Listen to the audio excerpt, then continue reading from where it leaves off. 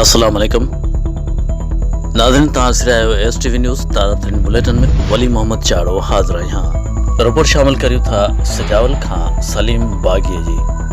Deputy commissioner Sindh assembly Rehana लगार जी सदारत हेठ ज़िले सजावल के तरक्याती तामीरी मनसूबन के बाबत इजलास डिप्टी स्पीकर के ऑफिस में मुनक़द थियो, जैमें ज़िले सजावल खां मेंबर सिंध असेंबली हीर सूहो, डिप्टी कमिश्नर सजावल इस्माइल मेमन समेत public health engineering education buildings highways खातन के इंजीनियर्स शिरकत कई। इजलास के डिप्टी कमिश्नर सजावल समेत मुख्तलिफ खातन के इंजीनियरन पंहिंजे खातन के तरक्याती मनसूबन बाबत तफ़सीली ब्रीफिंग ॾिनी ऐं मसइलनि खां आगाह कयो। उन मौके ते ॻाल्हि ॿोल कंदे deputy speaker Sindh assembly Rehan लगारी चयो त ज़िले सजावल में समूरनि जारी मनसूबनि खे जल्द खां जल्द मुकमल कनि, जॾहिं त नवनि मनसूबनि ते फौरी कमु शुरू कयो वञे। हुन चयो त तरक्याती स्कीमुनि जे कम जे मयार ते कोई समझौतो न कयो वेंदो ऐं उन जी सार संभाल लाइ हू पाण ज़ाती तौर ते स्कीमुनि जो दौरो करे जाइज़ो वठंदी।